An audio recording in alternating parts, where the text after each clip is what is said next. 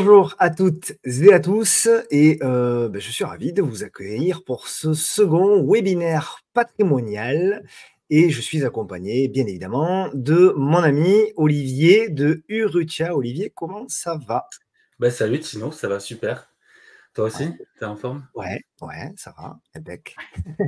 Très Bon, on a content eu, de revenir sur la chaîne. ouais, parce qu'on a eu, alors c'était un sujet difficile, délicat, parce que Mmh. l'assurance vie sur le premier webinaire, c'est toujours un sujet un peu controversé en France et on avait pris un peu le pari de dire on va, prendre un petit peu les choses à l'envers en disant que c'est pas forcément, quelque chose de bien l'assurance vie. Finalement, on a démontré qu'il y avait quand même, beaucoup d'aspects, positifs, hein, dans le cadre de la gestion de son patrimoine, dans le d'avoir un contrat d'assurance vie. Et c'est une vidéo qui a fort bien marché puisque je crois on en est là, bon, les vues montent, hein, bien évidemment, mais là, au moment où on se parle, je crois qu'on est à 5 000 ou 5 500 vues. Donc ça veut dire que, la vidéo a été appréciée déjà et c'était une vidéo technique, hein, quand même complexe qui a duré, je crois, 1 heure et demie, un truc comme ça. Ouais, qui était pas courte en plus, Elle c'est était clair. pas courte. Et donc, tu sais, on voit aussi dans les vidéos le temps que les gens passent Mmh. sur les vidéos. Donc, en moyenne, ils peuvent passer 10 minutes, un quart d'heure, 30 minutes. Et c'est une des vidéos où les gens sont restés le plus longtemps. Donc, ce qui prouve que contrairement à ce que beaucoup disent, que les gens ne s'intéressent pas du tout à la gestion de patrimoine, pas du tout à leur épargne, etc., c'est faux. On a la preuve que c'est faux, puisque bien au contraire, en général, quand on fait une vidéo sur ces sujets-là, en général, les gens s'y intéressent. Donc ça, c'est très positif. Donc voilà, elle a rencontré un public. La deuxième chose positive, c'est que je crois que voilà, suite à la vidéo, il y a eu pas mal de rendez-vous avec vous également, avec toi, avec Ouais, Mika. on a eu beaucoup de rendez-vous, franchement, on s'attendait pas à ça. On a eu une Ouais, trentaine de rendez-vous suite à la vidéo super. et donc certains sont clients maintenant du cabinet suite à la vidéo. Donc Bon, voilà, c'est intéressant. Franchement, on s'attendait vraiment pas à ça. On a pris le feu en plus de tous les rendez-vous qu'on avait à gérer avec nos clients et puis nos prospects en cours. Mais bon, on va pas se plaindre, c'est plutôt de très bonnes nouvelles. ouais. Et donc, alors, on avait promis, si le succès était au rendez-vous, de continuer notre série de webinaires patrimoniaux. Et comme tu le sais, moi, en général, j'aime pas me cacher, donc j'aime bien les sujets complexes, les sujets controversés, les sujets techniques. Et là, pour le coup, j'ai été servi parce que le sujet qu'on va aborder aujourd'hui, alors, moi, tu sais, ma passion pour la pédagogie, pour la vulgarisation. Et aujourd'hui, pour le coup, je t'avoue que on verra, hein, j'espère que les spectateurs de la vidéo nous le diront en commentaire, le défi était assez immense parce que arriver à vulgariser les produits structurés, je t'avoue que j'étais pas tranquille au départ. Euh, et puis, au fur et à mesure, c'est vrai que, bon, en bossant tous les deux sur la vidéo, c'est une vidéo qui a pris du temps. Enfin, du moins, le support à construire, il a mis du temps. Donc, il a fallu tout décortiquer pour pouvoir arriver à vulgariser au maximum. J'espère que nous y sommes parvenus. Vous nous direz, hein, évidemment, en commentaire.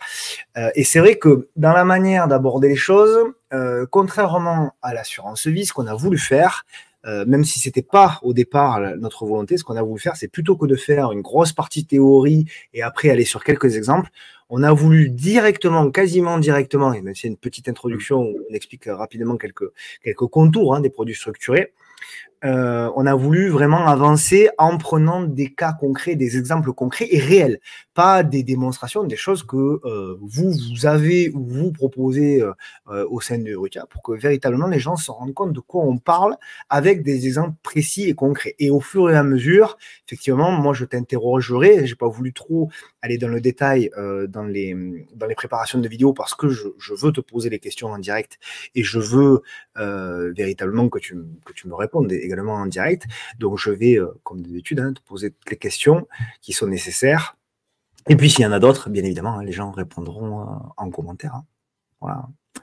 Ok, bon, mais ça marche. Écoute, Olivier, on attaque. Je vais mettre. Donc, quelle vue je vais mettre parce que cette vue-là, ouais, c'est parfait.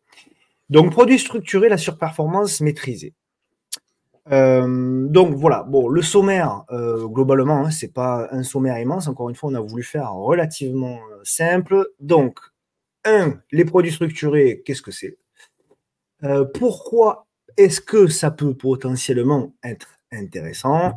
Et ensuite, véritablement, on va aller sur l'étude de cas concrets et on parlera également des performances. L'objectif de cette vidéo, d'abord, le principal objectif, c'est que les gens, à la fin de cette vidéo, puissent comprendre de quoi on parle. Moi, ce que j'aimerais beaucoup, c'est que au prochain repas de famille, les gens qui ont vu la vidéo puissent expliquer à tonton Lucien ou à tata Suzette qu'est-ce que c'est en gros des produits structurés, comment on les fabrique et quel peut être l'intérêt, quels peuvent être les défauts, quels peuvent être les inconvénients, etc. C'est ça surtout qui m'intéresse toujours moi dans ces webinaires, dans ces vidéos pédagogiques. C'est que finalement, les gens puissent décider par eux-mêmes, enfin, et puissent avoir leurs propres opinions plutôt que de répéter des choses qu'ils ont entendues ou se dire, bah, lui, je l'aime bien, donc je pense qu'il dit vrai. Non, la réalité, moi, ce que j'aime bien, c'est qu'on fait des vidéos avec des faits, et puis après, bah, à chacun de décider pour lui, pour son avenir, etc. etc. Juste un petit rappel quand même pour vous présenter de qui vous êtes, parce que vous êtes deux au sein de Urutia. Donc, bien évidemment, il y a Michael. Donc, vous êtes deux anciens comme moi de la banque. Donc, deux anciens du secteur financier. Michael a fait 14 ans dans le secteur financier. Donc, lui, sa spécialité quand même, c'est le dirigeant d'entreprise. Ouais, et l'immobilier. Ouais, c'est sa grande spécialité. Et puis toi aussi, toi, tu as quoi, 15 ans, voilà ce qu'on disait, 15 ans dans le secteur financier. Donc voilà, vous n'êtes pas des perdreaux de l'année, comme on dit chez nous quand même. Les produits structurés. Allez, on attaque. Qu'est-ce que c'est les produits structurés? Alors, les produits structurés, là c'est pareil, Olivier, comme d'habitude, tu m'arrêtes, j'ai fait des résumés, j'ai fait des vulgarisations, tu m'arrêtes, tu complètes, etc. Tu ne te gênes pas, c'est l'objectif. Ce que j'ai retenu moi, de nos échanges et de ce que j'ai pu récolter comme information, c'est que c'était la combinaison de plusieurs produits financiers finalement, permettant la recherche de performance tout en maîtrisant son risque, avec potentiellement des garanties qui peuvent être partielles ou totales en capital. Donc, quelque part, si je ne me trompe pas, on s'expose à, par exemple, des actions, des indices, même des taux, on le verra, d'ailleurs, dans les exemples qu'on présente. Et donc, l'avantage des produits structurés, c'est que malgré comment dirais-je, on se fixe sur des indices et sur la bourse potentiellement, sur des choses qui peuvent avoir de la volatilité, qui bougent, on peut quand même avoir de la garantie en capital, total ou partiel derrière, en assurance. Exactement, c'est le gros avantage des produits structurés quand on investit par exemple sur les actions par rapport à des actions en direct sur son compte titre ou son PEA. Là, on va vraiment avoir une protection partielle ou totale du capital. Et c'est la grosse force des produits structurés. Alors après, forcément, on va être capé aussi par rapport à la performance maximale. Si on a une action dans son portefeuille qui gagne 40%, vous ne le gagnerez pas chaque année sur un produit structuré. Mais d'un autre côté, si l'action ne va pas dans le bon sens, ça vous permettra de sécuriser votre investissement. Et ça, c'est une grosse différence. Et pour moi, c'est vrai que je rebondis un petit peu là par rapport à ton introduction. Moi, on travaille beaucoup sur les produits structurés parce que pour moi, c'est un des meilleurs ratios gain-risque là aujourd'hui en tant qu'investissement et en tant qu'investisseur. Surtout quand on n'a pas les connaissances pour être un trader, parce que ça reste quand même c'est ouvert à tout le monde les marchés financiers, mais c'est pas si simple que ça en a l'air. Donc pour moi c'est vraiment un super placement. On va regarder dans le détail, mais ça vous offre beaucoup d'avantages quand même, je trouve. Alors, quand c'est bien monté, faut faire attention. Oui, parce que là aussi, c'est comme l'assurance vie, c'est comme les actions. Il y a de tout, il y a des choses bien, il y a des choses moins bien. Attention, il faut savoir à qui on s'adresse, etc. Bien évidemment, le message de prudence là-dessus, il est total. Et donc, oui, bien évidemment, c'est comme tout, il faut que ce soit bien fait pour qu'il y ait de l'efficacité. Là aussi, en termes de diversification, il faut que les choses soient faites correctement en termes d'allocation, etc. C'est pour ça qu'il faut se référer aux gens qui ont les compétences. Le produit structuré, tu le mets dans quoi en fait? C'est quelle enveloppe globalement qui peut être éligible à un produit structuré déjà? C'est le contrat d'assurance vie, français ou luxembourgeois, et le compte titre. Et le PER, effectivement, comme tu le mentionnes ici. Alors, pas tous les PER, honnêtement, il n'y a pas beaucoup d'assureurs qui le proposent.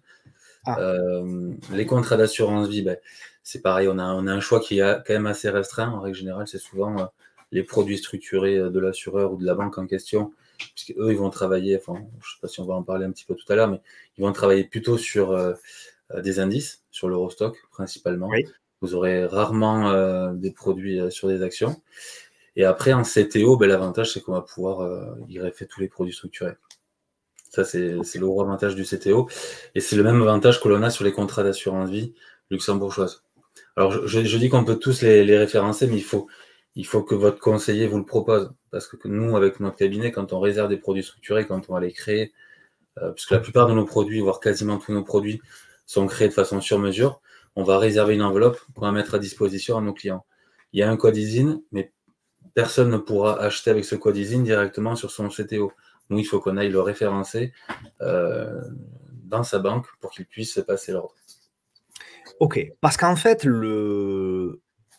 pour expliquer, hein, alors là, je simplifie, je vulgarise au maximum, pour reprendre à nouveau du recul, parce qu'encore une fois, les spectateurs de cette vidéo, il y a des niveaux différents, bien évidemment, de connaissances.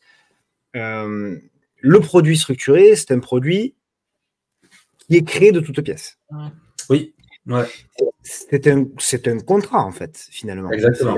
C'est un contrat. C'est un contrat où les conditions, elles sont connues, quasiment toutes les conditions sont connues à l'avance. Oui. La véritable inconnue, c'est la durée du produit structuré. Il faut savoir voilà, mais justement. Ouais, il faut savoir qu'en moyenne, c'est 3 ans, un produit structuré. Tout contrat confondu. Donc, ça veut dire qu'en fonction de la complexité des garanties que vous avez sur votre contrat, ben, si vous avez un contrat qui a des conditions de sortie qui sont bien structurées, il est possible qu'il dure moins de 3 ans.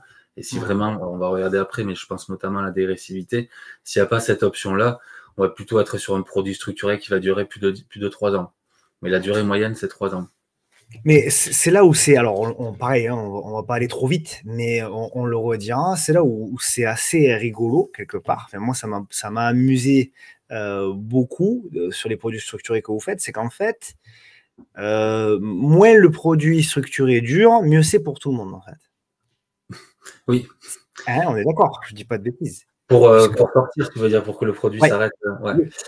Oui, parce que ça va rassurer tout le monde en fait. Nous, on essaie de faire des contrats qui soient gagnants pour tout le monde.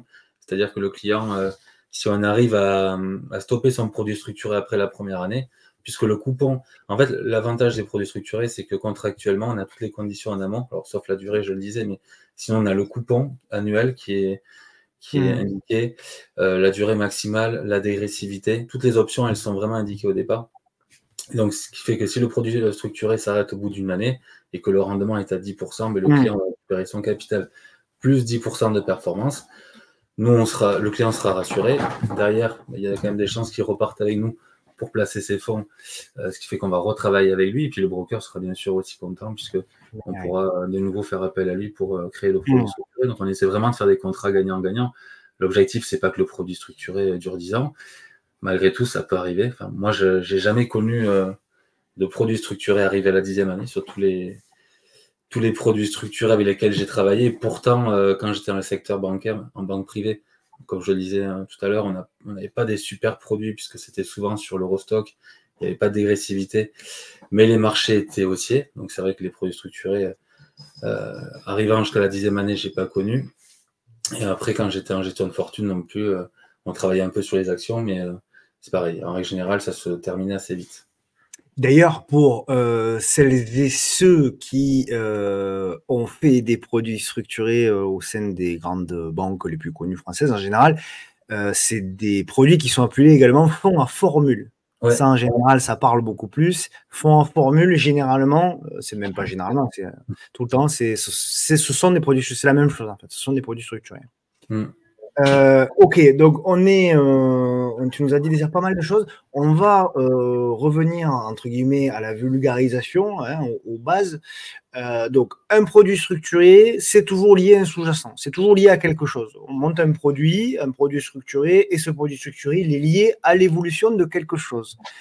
Ce quelque chose, qu'est-ce que ça peut être? Ce quelque chose, ça peut être tout ça.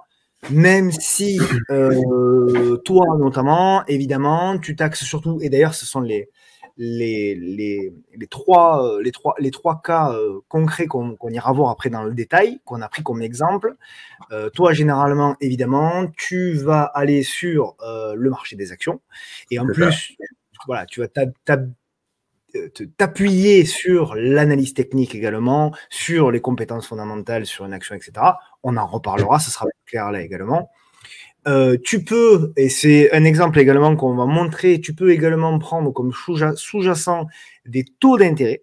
Là, ça peut avoir du sens. On le verra également dans l'exemple qu'on a pris pour le taux d'intérêt dans cette vidéo.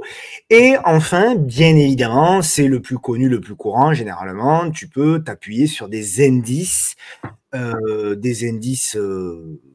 peu tous les indices finalement, hein. Tu peux t'appuyer sur du CAC, tu peux t'appuyer sur de l'Eurostoxx, tu peux s'appuyer sur du Russell, d'ailleurs, on parlera du Russell. Tu peux t'appuyer sur des indices, voilà, des indices internationaux, tu peux, ouais.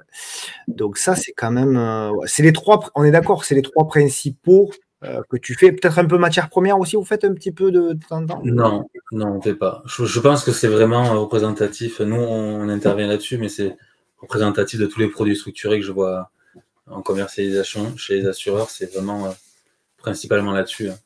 Tout ce qui est devises, matières premières, j'en vois quasiment pas. Ok. Alors, pourquoi est-ce intéressant?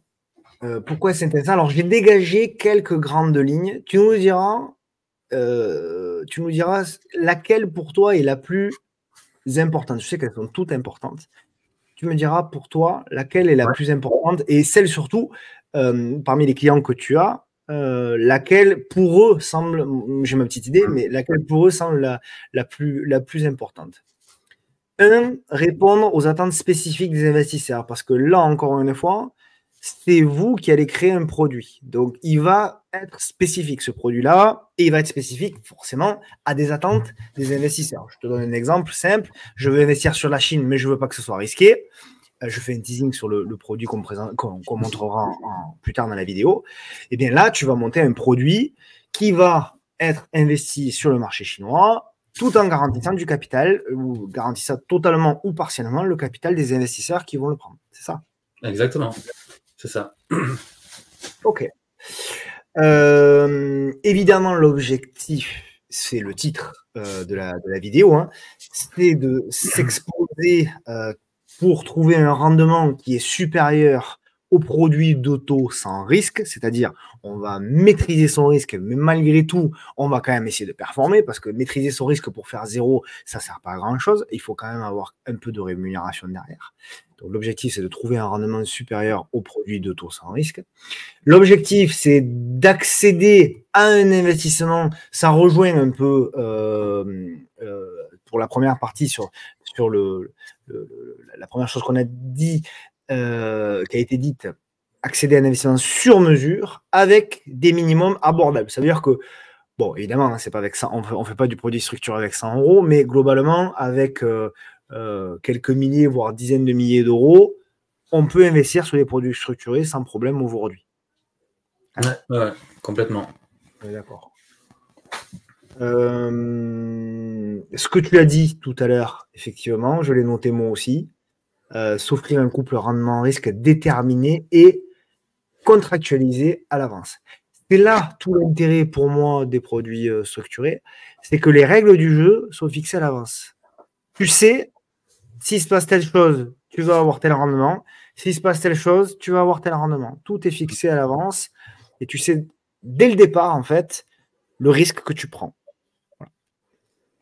Ça, c'est quand même, je trouve, une grande force des produits structurés. Offrir une garantie de son capital, total ou partiel. Et enfin, minimiser l'impact du market timing. Parce que c'est là où c'est assez étonnant, c'est que même dans des marchés qui font rien, voire même qui baissent, tu peux obtenir du rendement positif. Ouais, ça, c'est un gros point positif. Qu'est-ce que toi, est-ce que c'est toi, c'est ce que tu retiens de tout ça finalement? Quel est le point principal, le point positif principal que toi tu privilégies et qui est privilégié par les gens qui vous font confiance en général? Je te dirais le couple rendement-risque déterminé, contractualisé à l'avance. C'est vrai que quand on fait un investissement, c'est compliqué de savoir où est-ce qu'on met les pieds en règle générale, que ce soit un investissement immobilier, un investissement action. Et ce produit offre des garanties de ce côté-là. On sait vraiment où est-ce qu'on va, quel est le risque maximum qu'on peut prendre, comment ça va se matérialiser dans la durée en fonction de l'évolution du sous-jacent. Et ça, c'est quand même une grosse force. Parce que je pense que c'est important d'être à l'aise avec ces investissements. Surtout que, bon, voilà, encore une fois, moi j'ai travaillé, comme j'ai dit tout à l'heure, en banque privée chez des assureurs, et c'est vrai que c'est pas toujours très simple comme produit. Je parle de celui-là, et je parle d'autres produits, hein, mais en tout cas, tout le monde n'a pas les connaissances de tes auditeurs. Je pense que tes auditeurs sont quand même informés et avisés sur les marchés financiers puisqu'ils te suivent, mais c'est pas le cas de tout le monde. Et c'est pas très rassurant justement quand on maîtrise peu les tenants et aboutissants. Et là, c'est vrai qu'avec le produit structuré, quand on explique bien ça aux clients, il faut prendre le temps bien sûr de l'expliquer, donner des exemples. Je trouve que c'est très rassurant. On sait où on va, on sait comment on s'expose. Et en plus, en termes de performance, nous, sur les produits structurés qu'on propose, on est à plus de 10% en moyenne. Donc c'est quand même, je trouve, un ratio qui est hyper intéressant aussi, par rapport à un produit de taux, par rapport au fonds euro, par rapport à de l'investissement immobilier. Aujourd'hui, avec un niveau de risque maîtrisé, avoir 10% ou un peu plus de 10%, c'est quand même super intéressant.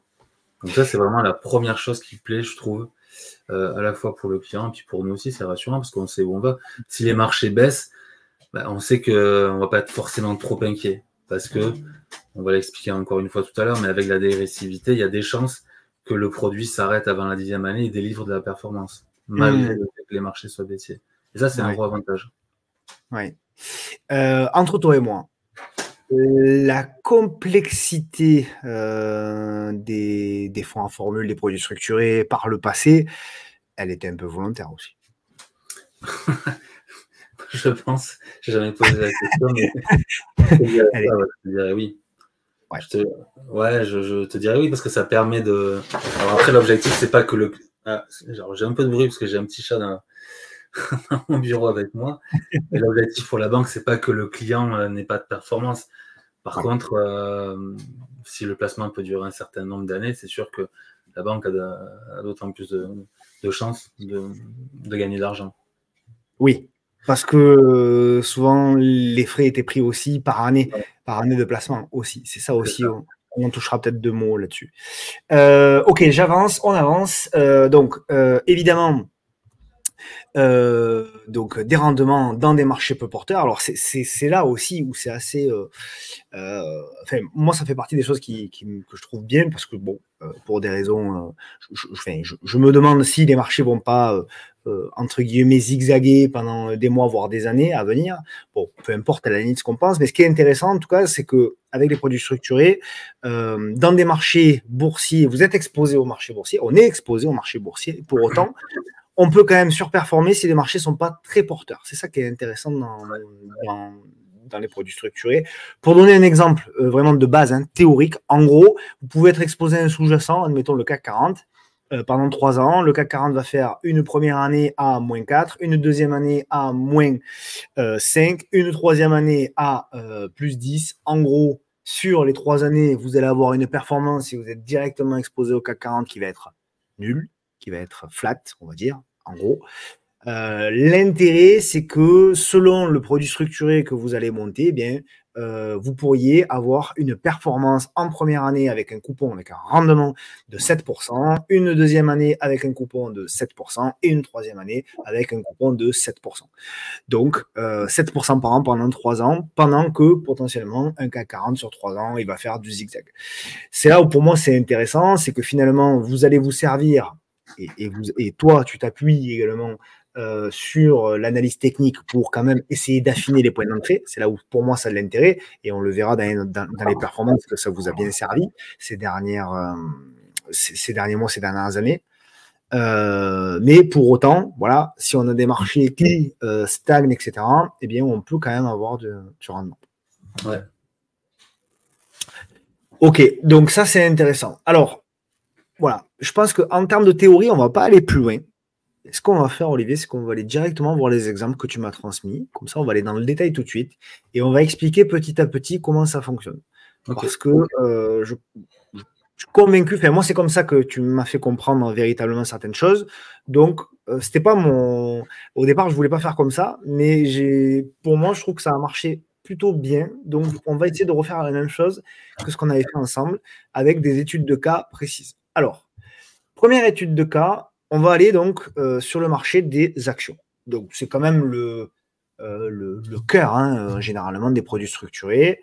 Le marché des actions, en plus, toi, je sais que tu aimes bien, puisque tu es quand même un trader à titre perso, donc tu aimes bien affiner ça. Cas numéro 1, on va prendre un cas hyper simple. On va prendre le cas d'Engie. D'accord, une action que tout le monde connaît. Donc, Engie, c'est un produit structuré qui est dit un produit structuré Phoenix. D'accord. Tu m'arrêtes encore une fois, Olivier. On commence les noms barbares. Ça y est. De quoi? Ça y est, on commence les noms barbares. Ouais, ça y est. Ouais, mais il n'y en a pas tant que ça va. Il n'y en a pas tant que ça. Vous allez voir, ça va passer tout seul. Phoenix, qu'est-ce que ça veut dire Phoenix? En fait, c'est assez simple. Phoenix, c'est juste, ça veut dire que le rendement du produit structuré, il est distribué conditionnellement au cours, même en cas de baisse du sous-jacent, jusqu'à un niveau défini préalablement. Et donc, de ce fait, il convient mieux aux investisseurs cherchant un revenu passif. En gros, qu'est-ce que ça veut dire? Ça veut dire que tu vas avoir un coupon, ça veut dire que tu vas avoir un rendement, ça veut dire que chaque année, on va te verser quelque chose qui est défini préalablement à l'avance, à condition que ça respecte les conditions qui ont été également prédéfinies avec vous, enfin avec le broker, etc., à l'avance. On est d'accord, Olivier? Ouais, c'est ça. Ok. Donc là, généralement, hein, c'est pour les investisseurs qui veulent avoir chaque année un rendement 6%, 7%, 8%, 10%, peu importe, ça dépend bien évidemment du degré de risque qui est pris, de la structure et des caractéristiques des produits structurés qui sont mis en place, du produit structuré qui est mis en place, etc., etc. Ok. Et bien là, justement, sur Engie, on est sur un produit Phoenix avec un rendement qui se fait chaque année si les conditions sont respectées. Donc le sous-jacent, c'est l'étalon finalement. Hein. Qu'est-ce qu'on regarde? Sur quoi on se base finalement pour faire le produit structuré? Bon, ben, le sous-jacent d'Engie, c'est facile, c'est Engie. Évidemment, c'est l'action Engie. Alors, l'action Engie avec un dividende figé à 1,20 €, sachant que le dividende de 2023 a été de 1,43 €. C'est ça? Oui, ouais, c'est exactement ça. Du coup, je vais en profiter pour expliquer comment ça marche parce que dans le cas des produits structurés liés aux actions, il y a deux produits structurés qui sont différents. Tu as un produit structuré qu'on appelle une action pure, où là, le sous-jacent va répliquer à la hausse comme à la baisse l'évolution du titre. Donc, si le titre monte de 5%, le sous-jacent va monter de 5%, et s'il baisse de 5%, il va baisser de 5%. Et après, il y a un autre type de produit structuré qu'on appelle avec un dividende figé, où là, on est sur une cotation différente. Dans cette cotation, il y a le titre et le dividende. Alors, bien sûr, c'est le titre qui va driver en grosse partie l'évolution de ce sous-jacent, mais pourquoi est-ce qu'on va figer un dividende? Enfin, c'est plutôt le broker qui va le faire, parce que lui, ça va lui permettre d'avoir déjà une sécurité sur la performance de l'investissement, parce que s'il retient un coupon de 1,20 dans l'exemple de Engie sur une valeur de titre de 15 €, déjà, grosso modo, il sait que chaque année, il va avoir entre 6 et 7% rien qu'avec le paiement du dividende. Donc pour lui, l'intérêt, c'est vraiment celui-ci, de pouvoir déjà avoir une partie de la rémunération qui est mise en place, et ce qui lui permettra de payer un plus gros coupon. Ok, et alors du coup, vous partez du principe, en fait, le broker part du principe que le dividende va rester à 1,20. Donc, sachant que le dernier dividende est à 1,43. Donc, j'imagine que si le dividende est maintenu à 1,43, voire même s'il évolue, c'est favorable pour le client. Ouais. Et à contrario, si le dividende diminue, c'est-à-dire baisse par rapport au dividende figé, c'est par contre moins bien pour le client. Exactement, c'est exactement ça. Nous, donc ça peut être un risque, ça peut être un avantage ou un risque. Pour pallier à ce risque-là, en fait, on met deux mécanismes en place. Déjà, on va retenir une valeur de dividende inférieure à la valeur réelle. Là, tu vois, dans cet exemple, il y a 23 centimes d'écart, 23 centimes sur une cotation de marge à 15, voilà, 15 euros et quelques, ça fait 1,5%. Donc déjà, on a cette marge de sécurité. Et après, derrière, surtout la grosse garantie qu'on va mettre en place, la dégressivité, dont on va parler plusieurs fois dans la vidéo. Parce que cette dégressivité, si jamais le dividende tombe à zéro, par exemple, ça permettra de compenser quasiment à 100%, voire à 100% en fonction des produits qu'on va mettre en place. Donc, tu veux dire que si en 2024, si en 2024, le dividende est toujours de 1,43 € sur Engie, en l'occurrence, le reliquat supplémentaire, enfin le gain, entre guillemets, sur le produit que le client va faire, c'est 23 centimes. C'est ça, exactement. Oui, Okay. parce que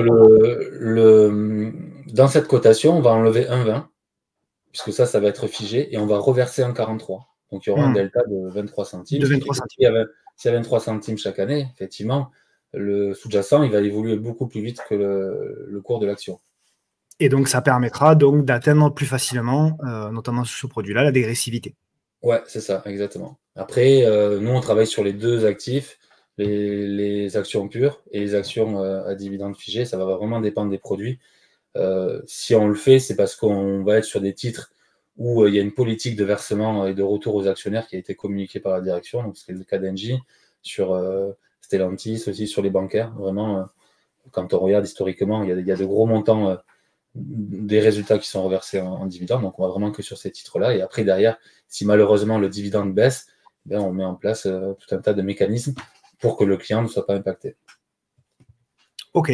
Et du coup, le broker, lui, comment il fait pour maîtriser son risque, lui, de son côté? Alors, ça, c'est une bonne question qu'on me pose souvent. Comment est-ce que vous arrivez à reverser 10%? Où est-ce qu'il y a le loup? Alors, en fait, il n'y en a pas parce que le broker, quand il va créer son produit structuré, si vous confiez 100 000 euros, par exemple, dans le cas d'un produit structuré, ces 100 000 euros vont être investis sur des obligations. Donc, on va avoir une partie du rendement, mais certainement pas les 10%. Après, derrière, il va compléter avec des options à la hausse, ce qu'on appelle des calls, et des options à la baisse, ce qu'on appelle des puts, avec des effets de levier. Donc, il va couvrir 100% de son risque. Et si derrière, en plus, on rajoute éventuellement un dividende figé, ça lui permettra d'avoir encore plus de garanties et du coup, avoir un meilleur rendement au final pour le client. C'est comme ça que ça marche. Mais oui, ce que je rajouterais, c'est quand même important, même si malheureusement le dividende baisse, si ça peut avoir un impact sur la valeur du sous-jacent, ça n'aura aucun impact sur deux barrières qui sont hyper importantes. La barrière de protection en capital, parce que nous, sur tous les produits structurés, on va le voir, mais on a une protection de capital au moins jusqu'à 50%, voire 60, 70 et même 100% dans le cas des placements obligataires. Alors, il y a un seul produit où on a moins de 50%, c'est un produit qu'on va présenter tout à l'heure en fin de présentation. Mais sinon, tous les restes, c'est au moins 50%. Et dans le cadre d'un produit qui verse un coupon mensuel ou annuel, ce qui est le cas de Engie, on a aussi une barrière de versement de coupons. Et celle-ci, elle n'est pas impactée non plus par une éventuelle baisse ou hausse du dividende. La barrière restera au même niveau. Et après, si on veut être vraiment complet, là, dans le cas de la vidéo qu'on est en train de faire avec toi, Tino, puisque l'objectif, ça va être vraiment de vulgariser et de rester sur quelque chose de compréhensible pour le plus de personnes. Tous les exemples qu'on va vous montrer sur les graphiques, notamment, on va se baser sur l'action en direct, l'action pure. C'est trop compliqué de vous montrer un sous-jacent qui est différent en intégrant ou en retranchant le dividende. Donc, les exemples, on va vous les montrer sur les graphiques des actions pures. Et puis, dans tous les cas, il n'y a pas énormément de changements entre l'action pure et l'action avec dividende réinvesti ou pas, sauf si vraiment le dividende tombe à zéro. Mais après, d'ailleurs, comme je l'ai expliqué, ce risque-là, on va le couvrir. Oui, de la même manière que ça pourrait être pour un tracker, par exemple. Finalement. Exactement, ouais, c'est tout à fait ça. Le tracker n'a pas la même valeur en euros ou en dollars que l'action ou l'indice en lui-même qu'on connaît. Okay. C'est ça. On va y venir sur la notion de dégressivité parce que pour le moment, j'imagine que pour la plupart d'entre vous, c'est pas clair. Moi, j'ai mis du temps avant de comprendre également. Donc, on va y venir, je crois, quelques slides après d'ailleurs. Et on prendra le temps de s'arrêter là-dessus parce que c'est vraiment quelque chose de très très bien et ça permet justement de sortir encore plus vite potentiellement du produit, cotation retenue, donc c'est le cours retenu pour le produit structuré qui sera le cours le plus bas. Alors là aussi, c'est intéressant, tu vas nous en dire 2 mots sur la cotation retenue. Le cours le plus bas de l'action NJ entre 2 cotations, celle du 5 mars et celle du 15 mai, c'est ça, je crois. Pour l'instant, la cotation du 5 mars donnerait un cours à 15,02 €. Parce que ce qui est intéressant, et après je te laisse la main, Olivier, là-dessus, c'est que souvent, quand tu démarres le produit, eh bien, tu peux avoir un cours qui est déjà au-dessus de la date auquel démarre le produit. Donc, tu as déjà de l'avance. Avant même d'avoir démarré, tu pars avec de l'avance. Et ça, c'est quand même un avantage qui est assez intéressant. Est-ce que tu peux nous en dire 2 mots là-dessus? Ouais, alors, moi, avec le recul, souvent, je vois qu'il y a de l'avance, très souvent même. Dans le pire des cas, dans tous les cas, il n'y a pas d'avance, mais il n'y a pas de pénalité non plus, puisqu'on va vraiment partir à la dernière cotation. Quand nous, on va monter un produit structuré, ça va être sur une idée qu'on a à l'instant T. Donc, ce qu'on fait en règle générale, c'est qu'on enregistre déjà ce qu'on appelle une première date de strike. Donc là, le produit, on l'a monté aux alentours du 5 mars, ce qui fait qu'on a enregistré une première cotation en 5 mars. Et après, bien sûr, le produit, on se laisse en règle générale 2 ou 3 mois de commercialisation. Pendant ces 2 ou 3 mois, le titre va continuer à vivre sa vie.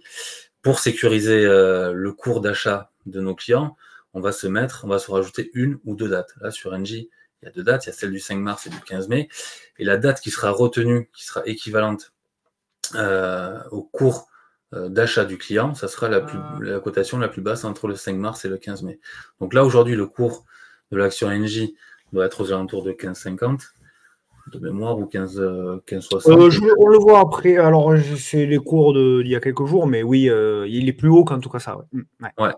Et donc, le 5 mars, le cours était à 15,02. Ce qui fait que si le cours de l'action NJ continue à monter jusqu'au 15 mai, date de lancement du produit, le cours retenu sera à 15,02. Si l'action baisse, et si elle vient en dessous de 15,02, ça sera forcément le cours du dernier jour de cotation, avant le lancement du produit. Ce qui fait que vous ne pouvez pas perdre de valeur par rapport à votre prix d'achat. Dans le pire des cas, on est au jour du lancement, en valeur d'action au jour du lancement, et sinon, il y a de l'avance. Et il y a même de très belles avances. Nous, on a des histoires assez intéressantes. On avait monté un produit structuré sur Adyen qui avait 100% d'avance. C'est-à-dire l'idée de base, c'était de profiter de la baisse du titre suite à la publication du T3, si je ne dis pas de bêtises, qui a été très mal perçu par les investisseurs, parce que le titre avait fait moins 40%.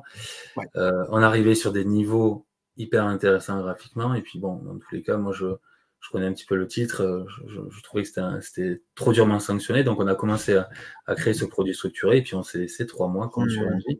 Le jour où le produit est parti, le titre était à 1200 €, quelque chose comme ça, et nos clients étaient rentrés à 680 €. Donc ils avaient déjà quasiment 100% d'avance sans que le produit n'ait commencé à réellement vivre sa vie. Et là, pour la petite histoire, sur Adyen, tu te souviens du coupon que c'était? C'était pas très gros, celui-là, c'était 9,5. 9,5 parce qu'Adyen, c'est un titre qui verse pas de dividendes, il y a beaucoup de volatilité, donc c'est pas forcément des critères très rassurants pour le broker, donc c'est vrai que ça nous a empêché d'aller chercher un plus gros coupon. Mais bon, là aujourd'hui, le titre évolue à 1500 € pour un prix d'achat à 680. Normalement, s'il n'y a pas de catastrophe, il devrait il faudrait qu'il reperde. Il faudrait qu'il repasse en dessous de 680 à la fin de l'année, puisque le lancement était au 15 décembre. Donc, si le cours au 15 décembre est supérieur à 680 au prix d'achat, le produit va s'arrêter et nos clients auront 9,5%. C'est beau. C'est beau, c'est beau. Alors, on revient sur NJ, du coup. NJ, donc la date de lancement, donc c'est évidemment la date donc, du 15 mai. Cette date servira de référence pour les rappels et les dates de versement des coupons. C'est-à-dire que chaque année, si le produit n'est pas rappelé, ou s'il est rappelé aussi d'ailleurs, peu importe, parce que pour la dernière année, donc le 15 mai, chaque année, sera versé le coupon. La durée maximale de ce contrat-là sur NJ est une durée de 10 ans, évidemment, maximum, si le produit n'a pas été rappelé en cours de vie du sous-jacent. Donc en gros, si NJ n'a pas performé, en gros. Même si ça se performe, grâce à la dérive. Voilà, ouais, c'est vrai, tout à fait. Tu as raison, on va y venir, ouais, tout à fait. C'est là où c'est intéressant, encore une fois, c'est que c'est là où, ce qu'on disait en début d'émission, c'est que tout le monde a intérêt à ce que ça monte. Parce que le client, si ça monte, il assure son rendement, vous aussi, et le broker, c'est la même chose. Donc, c'est là où c'est intéressant par rapport à certaines formules qu'on a connues, toi et moi, par le passé, où pas forcément intérêt que le client sorte, quoi. Malheureusement. Protection du capital à échéance, donc là aussi, le capital. Alors sur NJ, le capital, tu m'arrêtes encore une fois si j'ai mal. Mais le capital est garanti à l'échange qu'à 100% si l'action n'a pas perdu plus de 50% de sa valeur initiale, soit un cours de 7,51 €. C'est ça. Et 7,51 €, on est en dessous des plus bas historiques. Le plus bas historique sur l'action NJ, je crois que c'est 8,60 de mémoire. Ouais, ça doit être par là, ouais, c'est ça. Donc en fait, tant que le cours d'Engie ne descend pas sous les 7,51 €, la totalité du capital est garantie à 100%. Alors attention, un truc que moi j'avais pas compris, qu'après tu m'as fait comprendre, c'est que si ça va en dessous, le capital total n'est pas perdu. Après, c'est remboursement par rapport à la valeur d'Engie. On est d'accord. Exactement. En fait, le capital, on va regarder la valorisation du capital à la fin des 10 ans, si le produit dure 10 ans. Parce que si au bout de 2 ans, d'ici 2 ans, par exemple, Engie est à 6 €, vous n'allez pas mettre en danger votre capital parce que vraiment, votre capital est garanti à 100% jusqu'à 50% de baisse à l'échéance des 10 ans. Il est possible qu'il descende très fort et qu'il remonte et qu'on soit au-dessus à la 10e année, auquel cas vous n'aurez pas perdu d'argent sur le placement. Et après, j'ai perdu. C'est pas une barrière désactivante, voilà ce que je voulais dire. Pas du tout le prendre comme ça, parce que moi, au début, c'était un peu ma crainte. J'ai dit, attention, c'est une barrière désactivante. Oui, il est peu probable qu'Engie aille sous 7,50 €, mais quand même, c'est une barrière désactivante, ça peut être embêtant. Mais là, c'est pas du tout une barrière désactivante. Non, et puis même si à la 10e année, je sais pas, le titre a perdu par exemple 60%, on revient à un investissement en direct que vous auriez fait dans votre compte titre ou votre PEVA, vous auriez perdu également 60% de votre capital. Et on est d'accord également, Olivier, tu ne perds pas les coupons que tu as reçus tout le long. Non. Ah non, ils sont versés. Dans ce produit, on va le regarder après, sûrement, par rapport au versement des coupons. Ils sont garantis jusqu'à moins 40% de baisse. Ouais, on va y venir. Donc, coupon Phoenix, voilà, justement, tu vois, on y a une transition. Coupon Phoenix, donc coupon Phoenix, qu'est-ce que ça veut dire? Donc, ça veut dire que effectivement, vous avez un rendement donc qui est sur Engie de 2,5% par trimestre, donc 10% par an, qui est versé tant que l'action Engie n'a pas perdu 40% par rapport à son prix initial au lancement du produit, soit un cours de 9,02 €, tout en sachant que le plus bas sur 3 ans est à 9,79 € et le plus bas historique est à 8,63 €. En gros, tu rajoutes un paramètre supplémentaire sur le graphique qui est de dire que voilà, jusqu'au trait noir, là, finalement, jusqu'au trait noir ici, eh bien, on verse 10% par an de rendement. C'est ça. Et dès le 3e mois de commercialisation, c'est-à-dire que le produit va partir le 15 mai, 3 mois après, on commence déjà à avoir un coupon de 2,5%.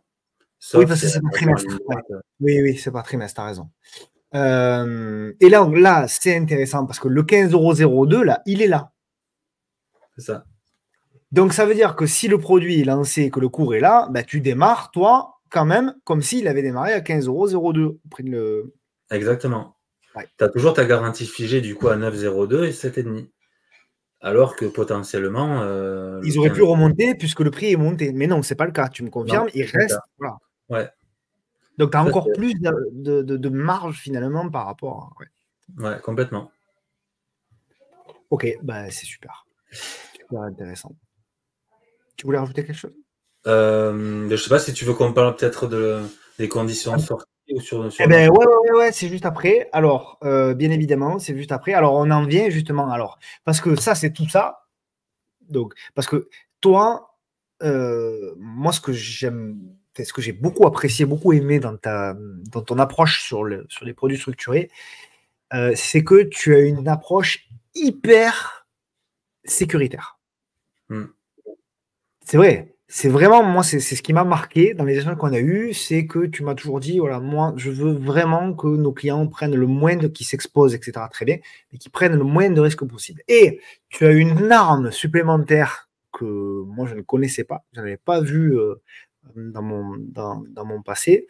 C'est ce que tu appelles, ce qui est appelé la dégressivité, ce dont tu parles depuis le début de l'émission, de la dégressivité.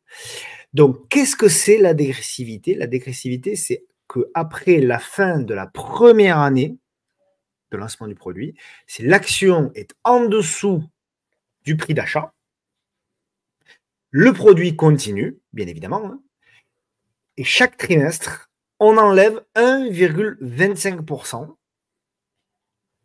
5% par an, sur le prix de départ. On appelle cela la dégressivité. Donc, le trimestre où le cours du sous-jacent repasse au-dessus du prix d'achat de départ moins la dégressivité, bah, c'est comme si finalement le prix était passé positif. Et donc là, automatiquement, le produit est rappelé avec également tu touches quand même tes coupons, hein, mais en plus, tu sors. Donc, tu as touché tes coupons et tu sors alors que l'action n'a fait que baisser potentiellement et alors que potentiellement, elle est en dessous de son prix de lancement. Mais peut-être même largement en dessous de son prix de lancement. Ouais, c'est ça, parce que alors, des produits structurés, là, dans cet exemple, effectivement, c'est 5% par an. En règle générale, on est plutôt sur les produits que nous, on met un 6 ou 7%, on va même jusqu'à 10%. Ça dépend des produits, parce que toutes les options que l'on va mettre en place, ça a un coût. Donc, ça a forcément un coût sur le coupon. C'est-à-dire que si on ne mettait pas de dégressivité, si on mettait une barrière de protection du capital à moins 30%, si on ne mettait pas de date comme ça d'enregistrement pendant la période de souscription, bah, peut-être qu'au lieu d'avoir 10%, on aurait 13 ou 14%. Et c'est vrai que nous, la priorité, c'est vraiment de sécuriser le placement avec nos clients. On préfère offrir moins de rendement, tout en sachant quand même que 10%, c'est un très bon rendement, parce que comme on est indépendant, avec notre cabinet, on n'a quasiment pas d'intermédiaire. On travaille soit directement avec le broker, soit en salle de marché, ce qui nous permet d'avoir des bons prix. Et du coup, ben, le delta, on préfère le mettre sur des options pour sécuriser la performance de nos clients. Mais la dégressivité, c'est vraiment la grosse force pour moi des produits structurés, parce que 5% par an sur le produit NJ, si l'action baisse de plus de 5% par an, ben, ça va nous amener jusqu'à ce fameux moins 40. Moins 40, ouais. Si un euro de 9 euros, le produit s'arrête. Ça, c'est la grosse force. Vous l'auriez dans votre compte titre, vous auriez perdu 35% de valorisation. Là, avec 35%, le produit va s'arrêter. Et en plus, vous aurez touché des coupons entre-temps. Donc, vous avez récupéré 100% de votre capital plus les coupons. Clairement, Olivier, quand on a un produit structuré qui est vendu par certains gestionnaires de patrimoine, etc., à plus de 20%, c'est que c'est trop dangereux en général. C'est que justement, le risque n'est pas forcément. Enfin, j'imagine, hein, tu vas me dire. Hein, mais... Oui, alors oui, forcément, il y a du risque. Après, on peut arriver à trouver de très bonnes cotations. L'année dernière, au mois de novembre, sur une eBay, on a eu 16% de coupons par an, avec une dégressivité de 10% à l'année et une protection en capital jusqu'à moins 70. Sachant que le plus bas historique était à 30, nos clients sont rentrés à 44 euros.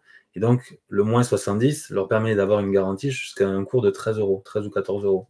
Malgré tout, on avait un coupon à 16. Bon, aujourd'hui, le titre est à 70 euros. Donc, ils sont en avance de 50 ou 60%. Mais même s'il n'y avait pas eu cette avance-là, pour moi, le produit, il était hyper intéressant, parce qu'on arrivait à avoir un gros coupon sur un titre, certes, qui n'était pas trop recherché, parce que c'était le secteur immobilier. Et le secteur immobilier, c'est encore compliqué. Mais en tout cas, techniquement et fondamentalement, je pense qu'on est arrivé sur des zones d'achat.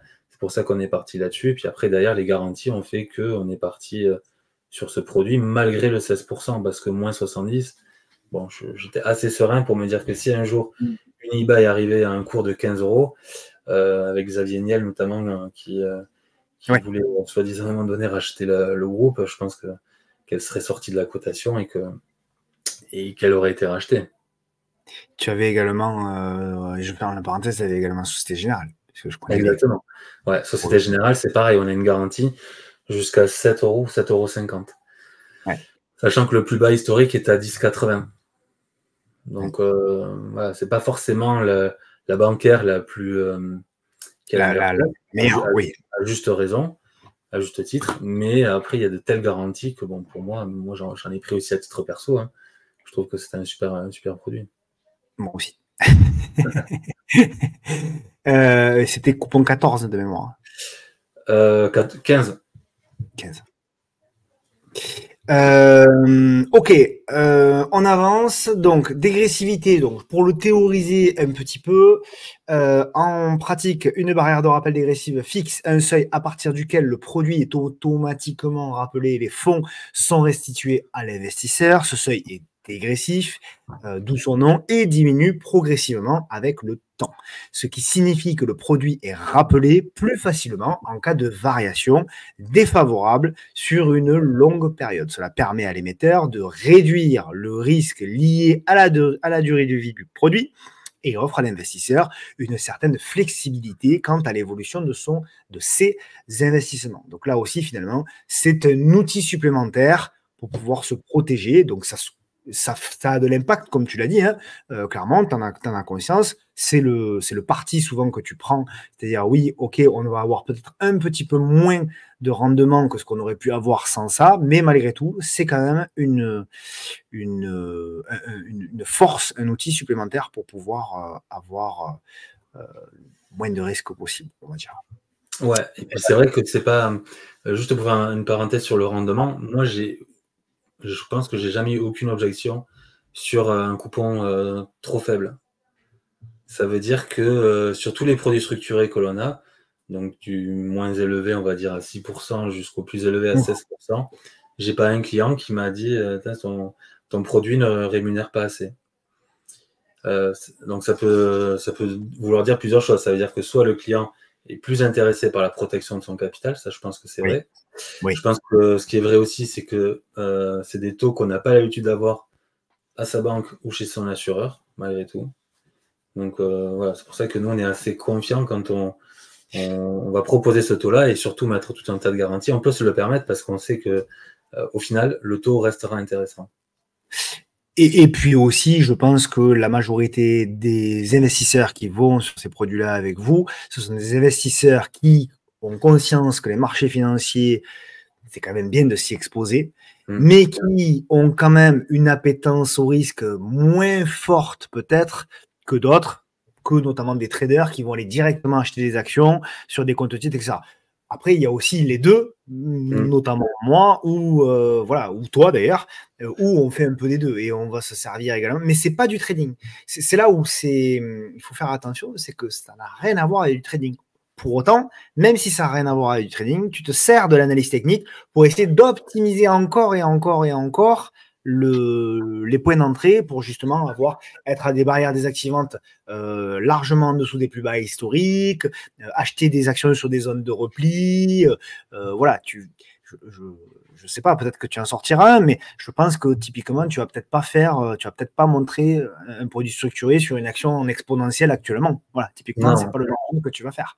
Non. Et après, il faut savoir que de toute façon, même les gros patrimoines, on a quand même plutôt des gros patrimoines. Les gens qui adorent les marchés financiers, ils vont peut-être investir 100, 200, 300 000 euros.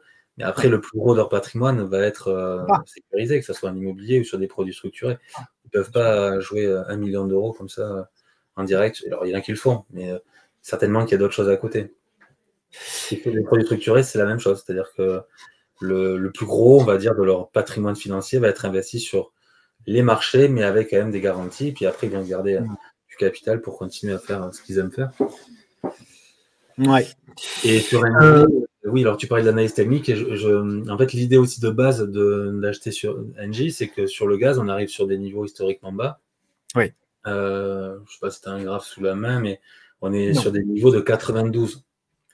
Ouais. Donc l'idée, c'est de se dire que là, aujourd'hui, NJ achète du gaz pas très cher et que, comme ça fait partie des tarifs réglementés par l'État, qu'il y a des chances que ça augmente, le tarif augmente dans les années à venir et que du coup, la marge augmentera, même si on est sur des hivers aujourd'hui qui sont de plus en plus doux. En tout cas, voilà, ça nous a fait être intéressé pour l'achat du titre. Et puis après, effectivement, à 15 euros, on revenait sur un niveau d'achat intéressant parce que le titre avait très très bien commencé l'année. Et puis après, avec la baisse du gaz, il avait fortement corrigé. Donc on avait cet ensemble d'éléments qui nous ont permis de créer ce produit. Bon, en résumé, la dégressivité, hein, c'est une barrière de rappel dégressive, mécanisme important dans les produits structurés qui permet aux investisseurs d'augmenter la probabilité de rappel des produits et donc du versement des coupons. Évidemment, si le produit est rappelé, ça veut dire que vous avez touché votre coupon. Donc ça, c'est forcément intéressant. Un schéma, il y en a un autre après qui est peut-être encore plus parlant. Voilà, en gros, hein, vous avez le produit donc, qui démarre entre la 0 et potentiellement la 10e année s'il va jusqu'au bout. Et à partir de la première année, vous avez sur Engie une dégressivité par rapport au cours d'achat de 15,02 €, même si quand il a été lancé, le cours est de 15,50 €. Vous démarrez à 15,02 € et ça descend, ça descend, ça descend, ça descend. Ce qui fait que, et c'est le petit dessin après, ce qui fait que vous avez votre barrière de dégressivité qui est en... Voilà. Et je vais faire ça. Hop. Là, pardon. Voilà. Et en fait, donc, vous avez votre produit là qui a une évolution. Hein. Là, vous voyez, il a une évolution quasiment tout le long négative. Pour autant, étant donné que vous êtes au-dessus, là, par exemple, de la barrière de protection, ben vous avez vos coupons qui sont versés. Et vous avez donc en pointillé ici la dégressivité qui s'applique et qui diminue. Et à partir du moment où, alors là, ce n'est pas l'exemple d'Engie, c'est l'exemple type, hein, à 5%. À partir du moment où le cours termine, là, c'est à la fin de la 4e année, au-dessus de la dégressivité, le produit est rappelé. Donc là, tu récupères 100% de ton capital initial. Et bien évidemment, tu m'arrêtes Olivier si je dis des bêtises, encore une fois, bien évidemment, tu conserves tes coupons de 5% qui ont été versés chaque année. Exactement. Donc là, vous auriez acheté, par exemple, ce produit en compte titre, la performance, ça serait à moins 16%. Sur un produit structuré, ben, du coup, pendant 5 années, vous allez toucher votre coupon et à la fin, vous récupérez 100% de votre capital, ce qui donne une performance finale complètement différente. 125. Ben ouais, 125. C'est-à-dire que si tu avais acheté Engie en direct, tu serais effectivement à moins... moins 16. Ben, ouais, moins 16. Et là, en fait, ben, tu récupères 125%. Enfin, tu as plus de 25%, en fait, finalement. Ouais, dans cet exemple. Mais là, sur Engie, tu prends 10% par an, donc tu aurais eu 50%. 150%. Ouais, oui, tu as raison. Oui, tu as raison. Oui, tu as raison. Ok, bon, ben ouais, bon, c'est tout l'intérêt. Alors, après, à l'inverse aussi, il faut bien dire la vérité. Si Engie fait x3, tu ne prends pas x3. C'est ça aussi c'est pas du trading, c'est là aussi où il faut dire si tu veux miser sur Engie en direct et si tu veux prendre x3 si Engie fait x3, à ce moment-là, il faut acheter Engie en direct sur un compte titre. C'est pour ça que je différencie vraiment, il faut vraiment véritablement différencier ça avec du trading, ça n'a rien à voir avec du trading, même si, encore une fois, on peut se servir des fondamentaux de la bourse et de l'analyse technique pour éventuellement monter des produits. Ce qui est le cas sur Adyen. Tu vois, Adyen, tu l'as relevé tout à l'heure, le coupon est à 9,5, alors que là, aujourd'hui, l'avance est à 125%. C'est énorme. Ok, on a pris un peu de temps sur Engie. On va essayer d'aller un petit peu plus vite. Je pense que les grands principes sont compris. S'il y a des questions, encore une fois, n'hésitez pas en commentaire à nous les adresser. On y répondra, hein, Olivier, avec grand plaisir. Deuxième cas, donc, on reste sur le segment des actions. Deuxième cas, alors cas numéro 2, là, Olivier, c'est un combo. Oui. Parce que ça aussi, on peut faire des choses incroyables. C'est un combo Stellantis plus Crédit Agricole. C'est ça, c'est ce qu'on appelle un produit worst of. Un autre nom barbare. Et quand on a plusieurs titres, W-O-R-S-T-O-F. D'accord. Donc quand il y a plusieurs titres dans la structuration du produit, on appelle ça un worst of. Ce qui complexifie un petit peu le produit et ce qui nous permet d'aller chercher du coup un coupon qui est supérieur à un produit distribué, sachant que là aussi la performance est délivrée à la fin du produit. Alors, voilà. Donc là, on n'est pas sur un Phoenix. Alors, souvenez-vous, Phoenix, c'est des coupons qui sont versés chaque année, de manière régulière. Là, on est sur un Athena. Hein, si je dis pas voilà, c'est ça, un Athena. Hein, j'ai mis le beau symbole. Un Athena. Et donc là, Athena, il a un avantage et un inconvénient. On démarre par l'inconvénient. L'inconvénient, c'est qu'il est versé à l'échéance du placement. Donc, tu ne perçois pas tout le long tes coupons. Par contre, évidemment, ça se rémunère puisque tu attends de recevoir tes coupons. Donc, c'est davantage rémunéré. Donc, ça va venir en général, pas en général, j'imagine systématiquement, augmenter le rendement. Ça permet donc d'obtenir un rendement supérieur à celui du Phoenix pour finalement le même produit. Tu vas avoir juste un rendement supérieur.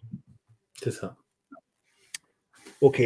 Mais par contre, il faut que le produit soit rappelé aussi. C'est-à-dire que étant donné que c'est la question que je t'avais posée, c'est important de le rappeler. Les coupons ne sont pas quelque part stockés. Oui. Hein, ils sont conditionnés à la condition que le produit soit rappelé. C'est ça. Si le produit est rappelé à la 5e année, on va toucher 5 fois le coupon. Voilà. S'il est rappelé à la 2e année, 2 fois le coupon. Ouais. Ok. Donc, le sous-jacent, bon, là, le sous-jacent, c'est facile. Encore une fois, le sous-jacent, c'est toujours facile. Donc, un sous-jacent pour l'action Crédit Agricole avec un dividende figé, comme le cas d'Engie, 0,90. Donc, en dessous de ce qui a été versé en 2023. Et un sous-jacent pour l'action Stellantis avec un dividende figé à 1,20 € contre 1,55 en 2023. Donc, pour que le produit structuré se stoppe, qu'on sorte, il faut que le cours des deux titres soit au-dessus des prix d'achat, moins la dégressivité trimestrielle à dividende constant. Exactement. C'est important parce que si une des deux actions est au-dessus et que l'autre est en dessous, le produit continue. Il faut vraiment que les deux respectent ces conditions-là. Ok, très bien. Cotation retenue, donc le cours retenu pour le produit structuré sera le cours le plus bas des actions Crédit Agricole et Stellantis entre deux cotations, celle du 1er février ou du 15 avril. Pour l'instant, la cotation du 1er février donnerait un cours à 12,90 € pour le Crédit Agricole. Pas d'avance au 12 mars. Mais là, maintenant, je pense qu'on en a sur Crédit Agricole. Et 20,80 € pour Stellantis. Il y avait 24% d'avance au 12 mars, mais je ne sais pas où elle a un petit peu reflué. Bon, à voir. On a autour de 25% d'avance. Et sur Crédit Agricole, 10%. Ah, ok. Date de lancement, ce produit, bah, ça y est, là, vous allez il va bientôt partir, non, je crois. 17 avril. Bientôt, ouais. Dans une dizaine de jours, c'est ça. Ok. Cette date servira de référence pour les rappels et les dates de versement des coupons. La durée, là aussi, durée maximale, 10 ans. Si le produit Alors, c'est pas toujours 10 ans quand même. Hein. D'ailleurs, on le verra dans un des produits. Là, c'est pas toujours 10 ans. Notamment sur le produit de la Chine, là, qui est intéressant. C'est pas 10 ans. N'a pas été rappelé au cours de la vie du sous-jacent. Protection. Alors là, protection du capital.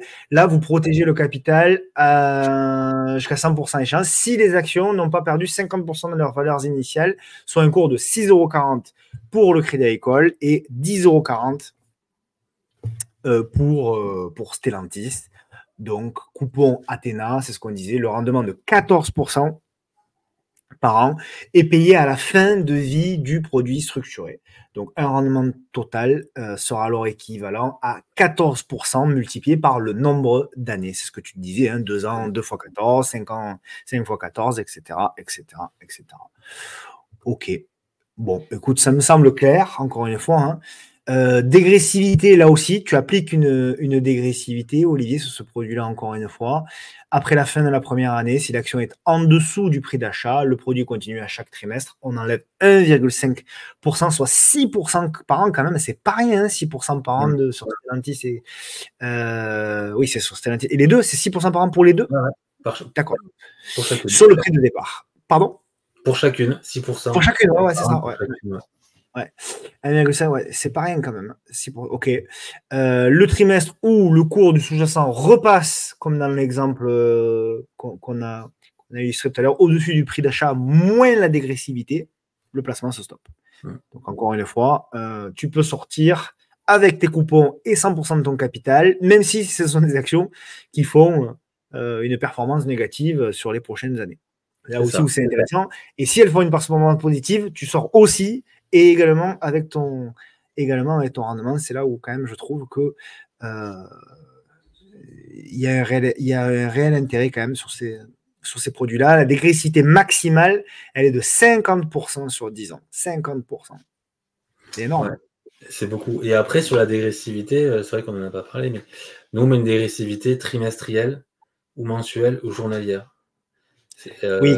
Quand vous avez, comme je disais tout à l'heure, les banques, elles en mettent quasiment pas, et le peu, si vous en avez, mais franchement, j'en ai très très rarement vu, c'est souvent à l'année. Nous, on va le faire au moins au trimestre. Comme ça, il suffit que sur un trimestre, l'action repasse au-dessus de votre prix d'achat moins nombre de trimestres fois la dégressivité, le produit va s'arrêter sans forcément qu'on reparte pour une année complète. On peut avoir des produits qui vont durer 1 an et un mois, et un trimestre, 1 an et 2 trimestres, et pas forcément 1 an, 2 ans, 3 ans ou 4 ans.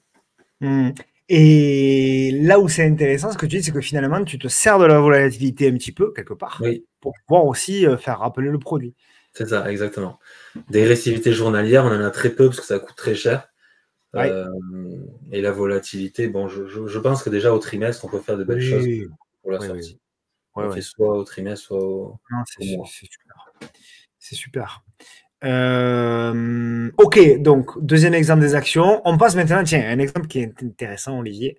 Je suis curieux de savoir cet exemple, comment il va être interprété, comment les gens vont l'apprécier ou pas, parce que ça sera intéressant dans les commentaires de lire un petit peu. C'est sur les taux d'intérêt. Et en plus, tiens, c'est au cœur du sujet, puisque pour le coup, on s'attend a priori à ce que les banques centrales pivotent cette année. Est-ce que ce sera en juin? Est-ce que ce sera en septembre? Bon, mais a priori, je dis bien a priori, il n'y a pas trop de doute, sauf catastrophe. Il n'y a pas trop de doute sur le fait que les banques centrales vont pivoter. Bien nous, en fait, enfin vous surtout, pardon, vous allez parier, entre guillemets, vous allez monter un produit structuré sur ça, sur les taux d'intérêt. Et donc là, le cas numéro 3 qu'on va voir, c'est un taux, c'est sur les taux, en fait, qui sont... Donc on est sur un produit Phoenix, hein, donc on est sur un, pareil, hein, avec des coupons qui sont versés. Donc, le rendement du produit structuré est distribué conditionnellement au cours. De ce fait, il convient mieux aux investisseurs cherchant un revenu passif, c'est ce qu'on a dit tout à l'heure. Donc là, dans ce cas précis, on est sur le sous-jacent qui est l'euro CMS, 10 ans. Donc le taux CMS, Constant Maturity Swap, pardon pour mon anglais, est un taux d'intérêt variable qui représente le rendement d'une obligation fictive avec une maturité constante. Bon, pour faire simple, grosso modo, en d'autres termes, il s'agit du taux de référence pour les opérations d'échange de taux fixe contre taux variable sur une période spécifique. Par exemple, le taux CMS heure 10 ans correspond au taux pour une durée exacte de 10 ans. Le taux est crucial dans le domaine financier européen et est largement utilisé. En fait, c'est la référence pour de nombreux produits financiers, y compris les prêts. En fait, finalement, quelque part, c'est la référence pour tous les prêts, hein, finalement. Donc, en général, c'est pas en général, quand les banques centrales pivotent, ce taux-là, il baisse, voilà, de manière mécanique. Donc, la cotation retenue, c'est celle qui sera au moment du lancement, soit le 31 mai 2024. Alors, donc dans le lancement, donc le 31 mai 2024, la durée, c'est une durée maximale de 12 ans. C'est très peu probable que ça dure 12 ans, d'ailleurs. Protection du capital à l'échéance. Alors là, c'est là où c'est hyper intéressant pour moi, c'est que c'est un capital garanti à 100%. C'est ça, Olivier, quoi qu'il arrive. C'est-à-dire que si tes taux explosent à la hausse, pour une raison X ou Y, hein, c'est peu probable encore une fois, vu le narratif du moment, mais même si les taux explosent à la hausse, le capital sera garanti à 100%. Ouais, il y a juste le coupon auquel on va échapper, puisque c'est un Phoenix, tu l'as dit, donc si les taux montent très vite et très fort dès le lancement du produit, il n'y aura peut-être pas de coupon. Mais en tout cas, on ne mettra pas en danger le capital. Ça, c'est cool. Après, on va voir, les barrières, elles sont quand même larges pour qu'on puisse ne pas avoir de coupon. Ouais. Coupon Phoenix, donc c'est un coupon, c'est un rendement de 6% par an. Si le sous-jacent reste inférieur à 3,25. Mécanisme de remboursement anticipé, si le sous-jacent est inférieur à 2,50. Je vous montre en fait, là on est à 2,66. Donc, actuellement, au moment où on se parle, on est à 2,66. Il est probable que si les banques, c'est pas probable, c'est sûr, si les banques centrales pivotent, il ira plus bas, évidemment. Si on reste comme ça, on sera en gros dans ces ordres là. Donc je reviens un peu en arrière. 6% par an, si le sous-jacent reste inférieur à 3,25. Donc pour ne plus toucher le coupon, il faudrait qu'ils prennent quasiment 1 point. Ouais, parce qu'il était au-dessus quand on était vraiment mais au plus haut l'année dernière, quand les taux aux Et États-Unis même pas, étaient supérieurs à Olivier. 5%. Ouais. Si, je pense qu'on est Si. monté à 3,40. Mais ouais, c'est ça, ouais. Ah, c'est 3,25. Pardon. ouais, Oui, t'as raison. Oui, t'as raison. C'était vraiment au mois de novembre et quand on était au plus haut, au plus fort des taux, avec des taux US qui étaient à 5%. Et puis depuis déjà, les US ont baissé leurs taux, ce qui fait que ça refroidit les taux swap. Et là, la logique, je pense, c'est que ça ne dure pas plus de 3 ans, peut-être même 1 an. En tout cas, c'est vraiment pour avoir quelque chose de sécurisé dans un contrat d'assurance vie notamment, qui vous permet de ne pas mettre en danger le capital et d'avoir un meilleur rendement que le fonds euro. On travaille aussi beaucoup avec les entreprises là-dessus, sur la trésor d'entreprise notamment. Quand on a de la trésor à gérer avec son entreprise, c'est vrai qu'on ne trouve pas toujours des placements qui sont très intéressants, avec la banque notamment. Et donc nous, on va travailler sur une trésor d'entreprise sans mettre en danger le capital de cette entreprise. S'il y a de la trésor et qu'on peut mobiliser pour 3, 4, 5 ans ou plus, parce que c'est 12 ans, mais je ne pense pas que ça dure 12 ans encore une fois, mais en tout cas, il faut s'attendre à s'engager au moins sur une certaine durée. On peut tout à fait engager un capital d'entreprise là-dessus et sans le mettre en danger, ce qui est intéressant. Et dans quelle enveloppe, là, sur une entreprise, tu te mets du coup? Compte titre ou contrat de capitalisation. Ok. Bon, voilà, c'est assez clair. Il n'y a pas grand-chose à dire. Je pense que là-dessus, tout a été clair. On passe, donc on a fait les actions, on a fait les taux d'intérêt. Évidemment, il reste la troisième grande partie, indice. Alors, indice, il y en a un, moi, à titre perso, qui m'intéresse bien. C'est celui-ci, c'est la Chine. Parce que je suis comme tout le monde, je me dis, la Chine, quand même, on est sur des niveaux, bon, voilà, mais il y a quand même cette crainte. Donc, en gros, ce qui est très intéressant avec le produit là que vous avez monté là sur la Chine, c'est qu'en gros, on peut s'exposer la Chine, encore une fois, sans risque. Ouais. Donc, le sous-jacent, bon, c'est le Hang Seng. Indice, il y en a plusieurs, je crois, indice chinois, mais un des indices. Cotation retenue, donc c'est au moment du lancement. Là, on est sur une date de lancement, donc c'est fin mai que vous lancez celui-ci. Oui. Et la durée, alors là, la durée, c'est 3 ans. Ouais, on est resté sur une durée courte parce que la Chine, c'est un marché qui peut être volatile, qui est en pleine mutation. C'est toujours ces marchés qui ne sont pas forcément très, très évidents. Donc, on ne voulait pas s'exposer sur une durée trop longue. C'est-à-dire que si malheureusement l'idée était mauvaise, que le capital ne reste pas bloqué pendant 10 ans. C'était principalement ça l'intérêt de rester. Pour vous du rebond. Protection du capital à l'échéance, c'est là aussi où c'est vachement intéressant, je pense. 100% quoi qu'il arrive. C'est ça. Ok, donc ça c'est hyper intéressant. Donc ça c'est tout le côté protection. Évidemment, donc la protection écoute. Donc on est sur un rendement de 100% de la hausse de l'indice plafonné à 20% sur 3 ans. Si l'indice est négatif, le capital est remboursé à 100%. Donc en fait, tu profites de la hausse plafonnée à 20% sur 3 ans. Oui. Si ça baisse, on te rembourse ton capital à 100%. C'est aussi simple que ça. C'est très simple, sachant que c'est modulable. C'est-à-dire que là, sur ce produit, on n'a plus beaucoup de réservations possibles, parce que, en fait, comme j'ai expliqué tout à l'heure, quand on monte un produit, nous on réserve un montant, on peut augmenter ce montant, mais si l'action monte par rapport à la première cotation, en règle générale, ça coûte plus cher, donc ce qui veut dire que ça peut pénaliser un peu, voire des fois le broker me dit non, je ne peux pas y aller, ça coûte trop cher, donc des fois on n'y va pas. Ouais. Mais sur ce produit chinois, là, on est en train de réfléchir pour éventuellement le faire différemment, avec 100% de la hausse, avec un plafond qui est supérieur, parce Un peu plus qu'on haut. peut le garantir, le capital, pas à 100% et peut-être jusqu'à moins 60 ou moins 70%. Ouais, ouais. Parce que là, si tu veux, je peux prendre la même peut-être pour qu'on regarde l'indice chinois. Si tu veux, ouais, si tu veux prendre la main, vas-y, bien sûr.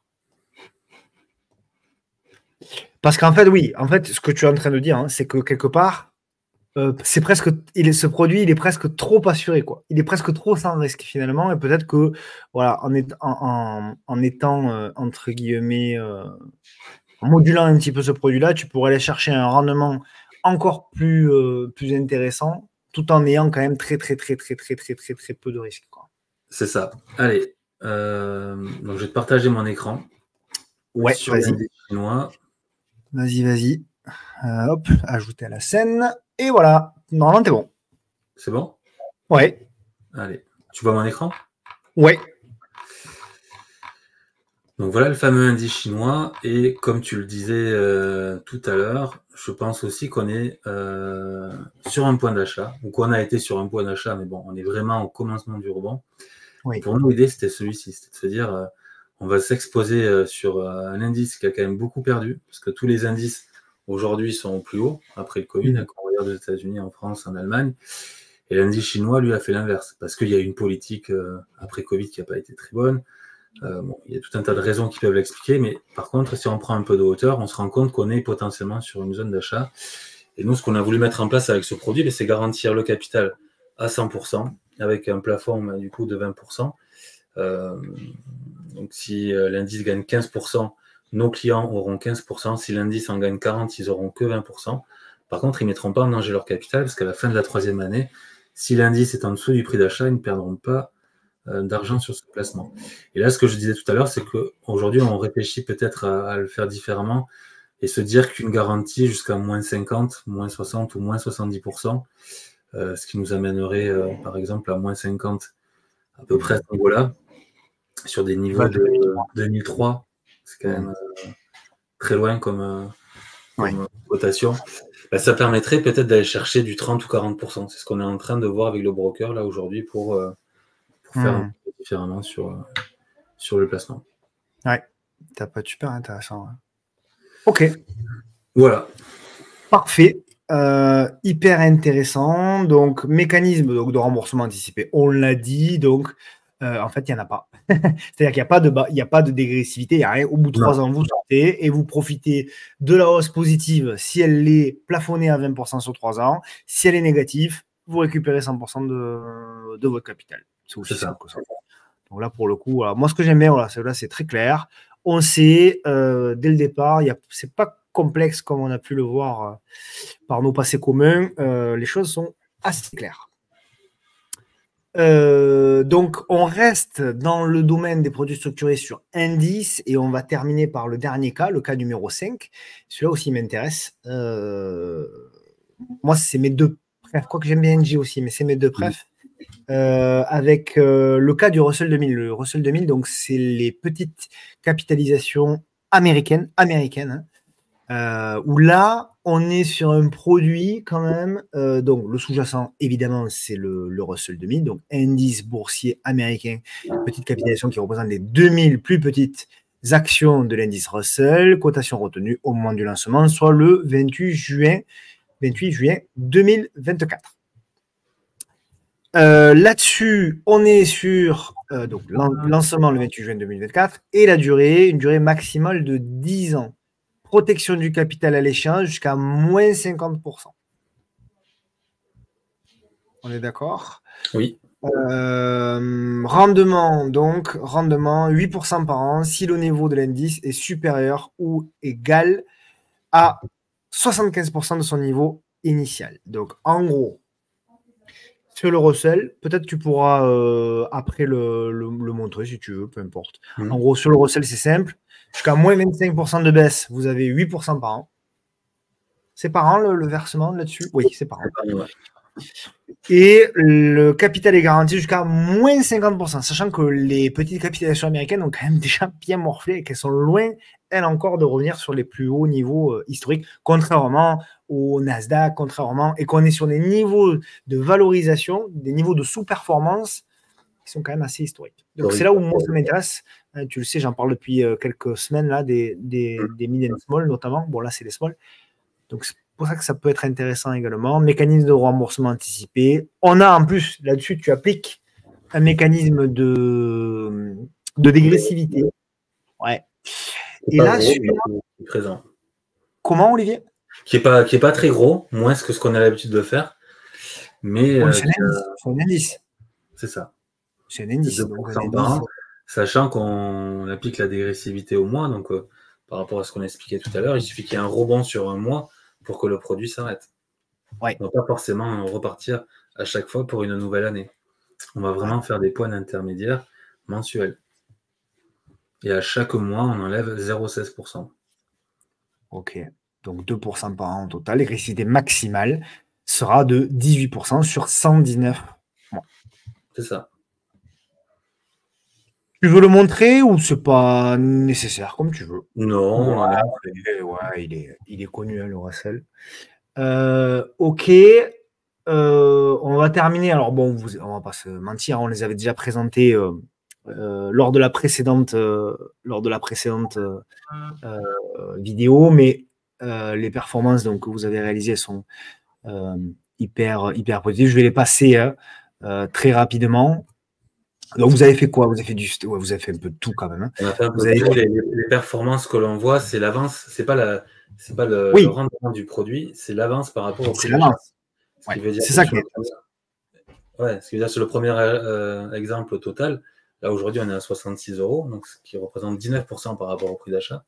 L'action totale n'a pas perdu, ne repasse pas en dessous des 55 € à la fin du mois d'août, puisque celui-ci est parti de mémoire le 31 août, mais il y aura un coupon de 10%. Voilà, c'est ça. C'est ça. Bon, alors après, c'est pas complet puisqu'il n'y a pas derrière les explications, parce que là, on a l'impression qu'il n'y a pas d'assurance, du coup, qu'il n'y a pas la dégressivité qui est indiquée, il y a pas. Mais malgré tout, voilà, on voit quand même, voilà, c'est des coupons, 10%, 9,5, 15, 7. Tu vois, c'était 14. Ouais, mais c'est pas le même. Après, on en a refait. Ah, c'est pas celui-là? Ah, pardon. Ah, oui, c'est vrai, tu en avais fait deux, ouais, je me rappelle. Ouais. D'accord, ok. Orange, 14%. Orange, c'est pas mal quand même. Oui. Orange, tu vois, c'est l'exemple typique du titre que moi, j'aime pas avoir en portefeuille. C'est trop mou, ça bouge pas. Par contre, dans le cas d'un produit structuré, comme on est dans un range, à un moment donné, on va repasser forcément dessus du prix d'achat, moins la dégressivité. Et là, ça a tout son sens. Parce que le produit a peut-être duré 3, 4 ans ou 5 ans, je ne sais pas, mais en tout cas, je suis à peu près certain, comme il évolue dans un range depuis très très très longtemps, qu'il repasse au-dessus du prix d'achat moins dégressivité. Et en plus, on avait un coupon qui était intéressant. Ah bah ouais. Donc je ne vais pas que sur des... C'est une approche différente, c'est pas forcément des titres que moi j'ai envie d'avoir en portefeuille. Ouais. Des titres qui représentent un intérêt parce qu'ils sont sur un prix d'achat intéressant ou parce qu'ils ont des caractéristiques qui font qu'ils deviennent intéressants. Crédit Agricole, donc avance de plus 22, tu vois, c'était tout à l'heure, on disait là, au 3 avril, coupon de 10%, Société Générale, donc 4, c'est le même, pardon, novembre, 4, Société Générale, oui, c'est celui-là, voilà, t'as raison, ouais, c'est celui-là. 15% Société Générale, Unibail 16%, Engie 15%, LVMH, ah, t'en avais fait un sur LVMH? Oui, LVMH, on avait fait sur le luxe, ouais, LVMH, Hermès, L'Oréal. Ok, Pernod. Pernod qui est repassé rouge. Parce que de mémoire, vendredi, tu vois, elle était à 142 €. Mais c'est pas pour ça que nous, on est inquiets. Et puis les clients le savent. Si jamais le produit ne s'arrête pas la première année, ça ne veut pas dire qu'ils vont perdre de l'argent. C'est simplement qu'on va reporter la durée de ferme du produit. Et après, derrière, on applique une dégressivité. Et là, de mémoire, sur ce titre, on était à 7 ou 8%. Donc ça peut descendre assez vite. Et toujours pareil, jusqu'à moins 50. Donc sur Pernod Ricard, on va avoir une. Il y a aussi moins 50 sur ce que j'allais te demander. Ouais. Quasiment, je pense pas qu'on ait un produit à moins de 50% de garantie, sauf sur le Russell. C'est le seul. Non. Et tu te souviens sur Pernod, pardon, je te l'ai pas fait bosser, mais est-ce que tu te souviens que les coupons de 12% étaient versés jusqu'à moins combien, tu t'en souviens, par rapport au prix moins 50. Ah, les coupons aussi? Ouais, la dégressivité, elle t'amène jusqu'à moins 50. C'est pour ça qu'on est à 7 ou 8% par an. Je Je sais plus. Parce que la première année, non, tu as 12. dégressivité. C'est à 12 là sur Pernod. Oui, Ouais. mais je parle de dégressivité. La Ah, dégressivité, d'accord, elle pardon, est à autant 7 pour moi. ou 8 Ouais. par an. Tu n'as jamais de dégressivité la première année. Par contre, tu l'actives dès la deuxième année. Donc, si tu fais 8 fois 9, tu vois, tu es à 72. Donc, on doit être peut-être à 7%, quelque chose comme ça, Ouais, de ok. dégressivité sur les 9 années suivantes, ce qui t'amène à moins 50. Ok. Et le Et des coupon, fois, la il est. dégressivité s'arrête avant. C'est-à-dire que on peut arriver, si on a une dégressivité à 10% par an, on y est assez vite, on y est à la 6e année, et après, on reste à ce seuil de moins 50. Des fois, Ouais, on je vend comprends. tout, mais si on est à moins 50, c'est comme ça que ça marche.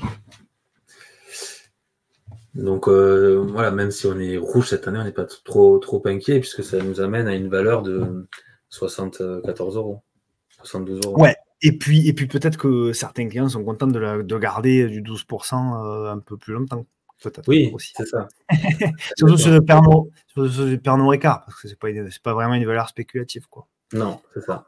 Donc c'est plutôt pas mal. Ok. Olivier, pour conclure, bon, évidemment, hein, je mettrai les liens hein, pour prendre. Vous pouvez prendre, bien sûr, rendez-vous gratuitement. Voilà, pour demander des infos, pour si vous voulez faire des comparatifs avec Olivier, si vous avez besoin de renseignements, etc. Bien évidemment, Olivier et Michael, ils sont à votre disposition. Vous avez également lancé un service mensuel tout Oui, récemment, voilà, qui est véritablement un accompagnement complet hein, sur la gestion de patrimoine. Vous avez tout de toute façon sur le site uritia.fr. Est-ce une que application mobile aussi. ouais, oui, c'est vrai. Il y a parce que tous les clients, c'est gratuit hein, également, tous les clients Uritia qui ont également accès à l'ensemble de leur patrimoine via une application mobile. Donc ça, c'est quand même super cool. Euh, on a vu quand même beaucoup de choses, hein. 1h24 au final. On a vu quand même beaucoup de choses. J'espère que on a été assez clair. Je pense que les exemples qu'on a montrés quand même ont servi d'éclaircir un petit peu les zones. Et s'il y avait véritablement voilà, un point ou deux d'attention particulier à retenir, Olivier, de tout ça, ou un conseil peut-être, parce que peut-être que voilà, les gens s'intéressent aux produits structurés par ailleurs. Est-ce qu'il y a peut-être des points d'attention que tu voudrais. Est-ce que moi j'ai envie de dire ne pas être non plus trop aveuglé par le rendement, c'est-à-dire ne pas aller chercher, un peu comme les obligations finalement, ne pas aller chercher que du rendement, regarder aussi derrière la complexité du produit, est-ce que c'est expliqué clairement, est-ce que voilà, quelque part l'excès de performance ne cache pas quelque chose de dangereux. Moi, j'aurais peut-être, à mon humble place, je dirais ça. Et toi, qu'est-ce que. Ben, je te rejoins, j'allais te dire en fait que dans tous les investissements qu'on peut faire, si vraiment on a un doute, si on ne comprend pas, il ne faut pas y aller. Il ne faut pas être tenu que par le rendement. Et c'est vrai que moi, j'essaie de faire de la pédagogie avec mes clients là-dessus, mais tout le monde n'a pas le même niveau de connaissance. Ouais. Si je vois que c'est trop complexe, j'y vais pas. Je vais sur un produit plus simple. J'oriente mes clients aussi en fonction de leurs connaissances sur les marchés financiers, parce que c'est pas simple. Et après, je pense que de la même façon, tous les conseillers n'ont peut-être pas non plus toutes les notions bien en tête. Enfin, moi, je vois, encore une fois, quand j'étais salarié, on nous a expliqué vraiment pas les mécanismes, voire pas du tout. Donc, quelqu'un qui n'a pas une culture financière et boursière trop, trop importante, ne fera peut-être pas l'effort d'aller chercher toutes ces infos-là. Moi, je les ai vraiment compris en étant en contact avec les brokers ou les salles de marché. C'est comme ça que j'ai compris l'intérêt des produits structurés. Ouais. Ce qui veut dire que des fois, le conseil peut être un peu biaisé, pas forcément de la faute du conseiller, mais comme il n'a pas tous les tenants et les aboutissants. Après, comment est-ce qu'on peut avoir toutes les infos? C'est aller voir la documentation. Mais la documentation, elle n'est pas toujours écrite en français, ça s'appelle la term sheet. C'est souvent compliqué, c'est des notions juridiques.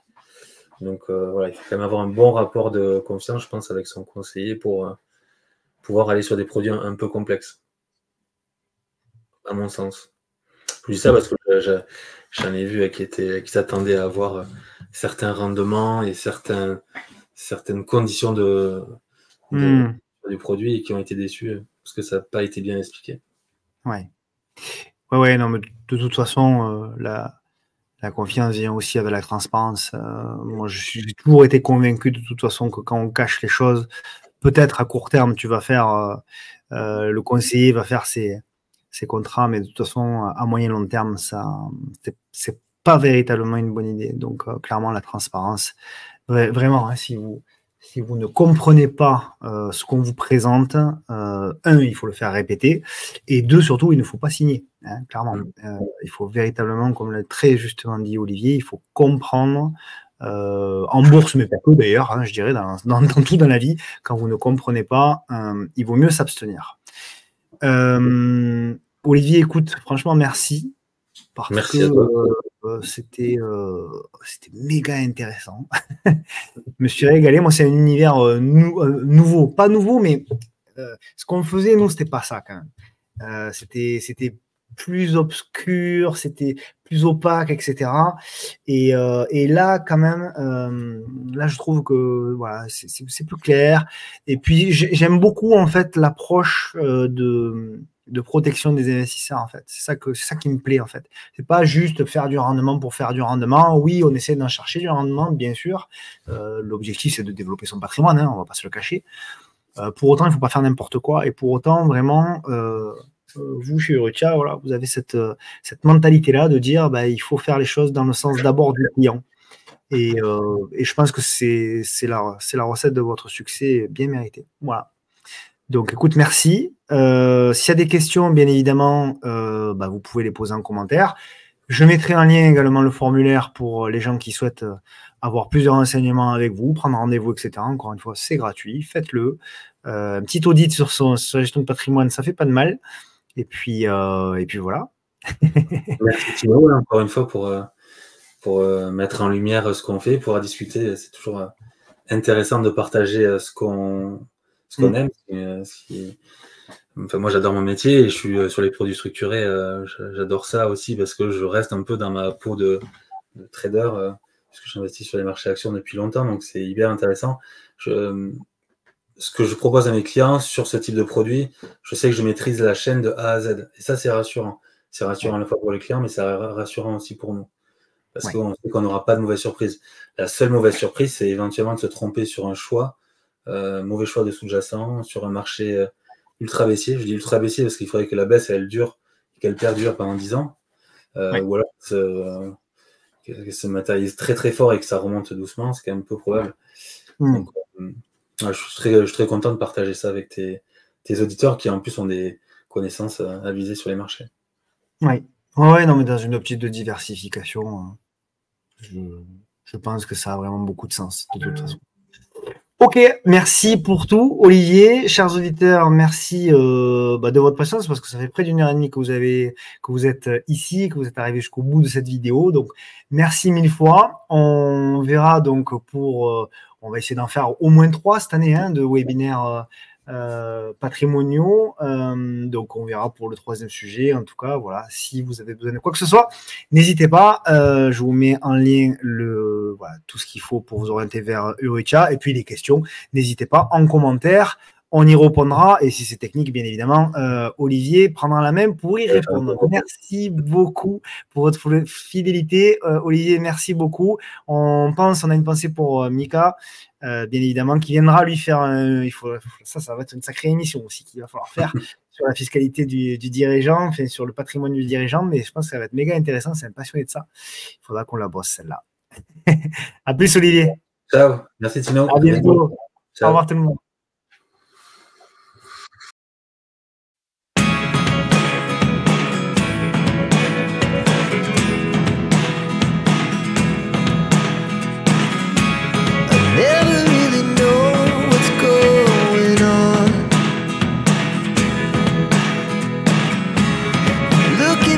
Time